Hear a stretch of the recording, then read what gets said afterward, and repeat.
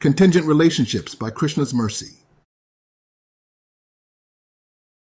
Eter vimukt konte tamo dvaraistribhirnar acharatyatman shreyastato yati param gatim. Quote, "The man who has escaped these three gates of hell, O son of Kunti, performs acts conducive to self-realization and thus gradually attains the supreme destination." Lord Krishna, Bhagavad-gita 16:22. I have heard your little stand-up comedy bit explaining the real reason that the CEO of the company is forcing everyone to return to the office. I have heard the same from several people, in fact. On the surface, you get the whole "we are a family" line. The company needs more collaboration, and therefore personal interaction, face-to-face, is necessary. Of course, this is total nonsense. Collaboration certainly works. There is value to in-person meetings, but then the same CEO sets up a structure that indeed prevents meaningful collaboration from taking place.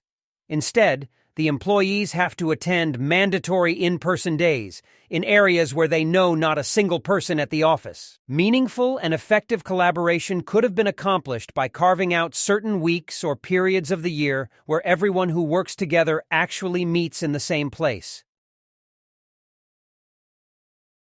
The prevailing theory is that these companies have extended commercial real estate leases that they are locked into.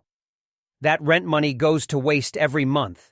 And so the financial implication, more than some fake desire for a family structure, is what is really behind the push to return to office.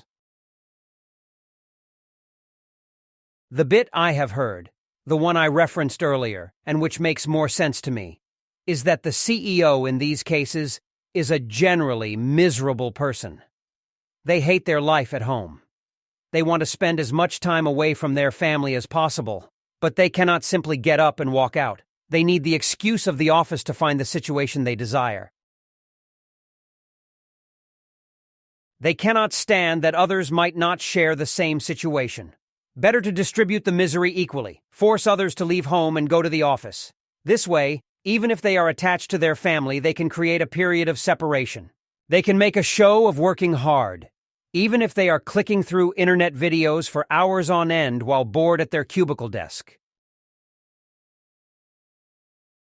This humorous characterization makes sense to me. It has a strong element of truth to it.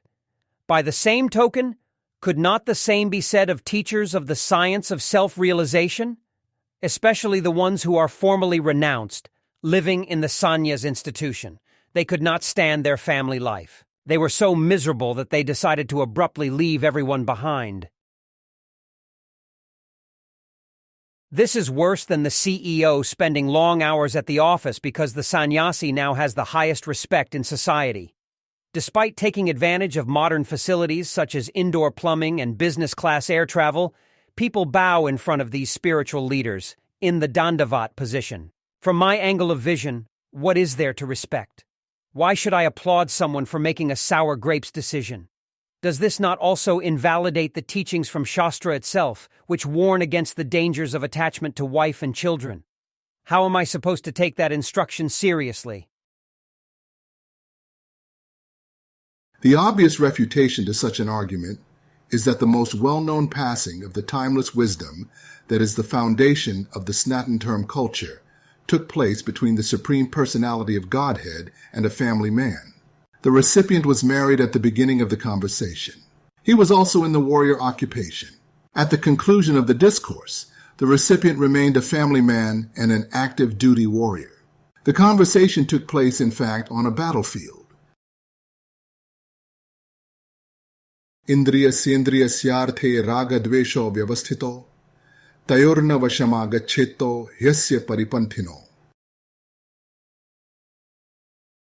Quote, "Attraction and repulsion for sense objects are felt by embodied beings, but one should not fall under the control of senses and sense objects because they are stumbling blocks on the path of self-realization." Lord Krishna, Bhagavad-gita 3:34. In the beginning of the sacred Ramayana poem, the celebrated traveler of the three worlds, Narad Muni, promises the listener that they will get to enjoy in the heavenly region with their family members. Just by listening to the historical narrative involving the avatar of Vishnu known as Sri Rama, they will achieve a wonderful destination in the afterlife. Etadakhyanam pathan Ramayanam nar, saputra potra sagan, pretya swarge mahiyate.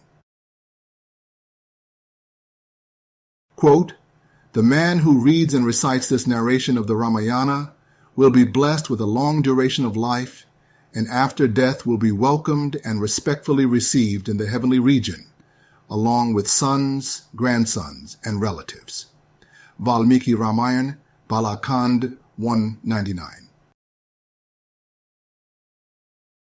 As far as the bitter experience in marriage, this is a tale as old as time itself. The teachings from Shastra are a warning. The reality is that our relationships are all sort of contingent. The dependent factor is interest. We can find evidence in the modern day, where the grown-up children have no allegiance to their parents. They simply take and take. This is what they have known since childhood. They do not appreciate all that the parents have done for them, all the sacrifices made, and the value to the financial assistance the dependents receive, like benefactors to an annuity policy. Sri Krishna describes that there are 3 gates which lead to a hellish existence. Those gates are Kama, Krodh, and Lobha. Kama is material desire, which can easily turn into lust. Krodh is the anger and frustration upon encountering either unfulfilled Kama or Kama, which no longer provides the requisite level of satisfaction. Lobha is greed, wherein repeated fulfillment of Kama only fuels further desire. There is this increasing and constant hankering for more and more. These 3 gates are easy to open when indulging in family life with attachment. That is the reason for the warning. Otherwise, the institution itself can be considered an ashram. It is meant for spiritual upliftment. It is meant for continuing in the education that ideally begins from the time of birth. Kama is the sole cause of birth, and from birth there are the accompanying miseries of old age, disease, and death. If Kama remains at the time of death, there will be another birth in the future. Hari Maya Krita Dosh Gun Binu Hari Bhajan Najahi. Bhajiya Ram Sab Kam Taji As Bichari Man Mahi. Quote, "Good and bad, which are part of the illusion created by Hari, cannot be removed without worshipping Hari. Keeping this in mind, worship Rama and renounce all desires." Dohavali 127. The relationship with the Supreme Personality of Godhead is not contingent. He is not dependent on our offerings, though he recommends them. While everything else gets wiped away by the onslaught of time, our connection with him can withstand anything. In one sense, he is the lone reality in this world filled with illusion. In whatever way we can stay connected to him, whether living in this ashram or that, whether at home or regularly traveling from place to place, we should take advantage of the facility. In closing, to escape family came, running to office without shame. The modern worker distressed, but why not guru addressed? That from previous experience bitter, to marriage and children a quitter. Truth that all through contingency directed, transcendence only when to Hari connected.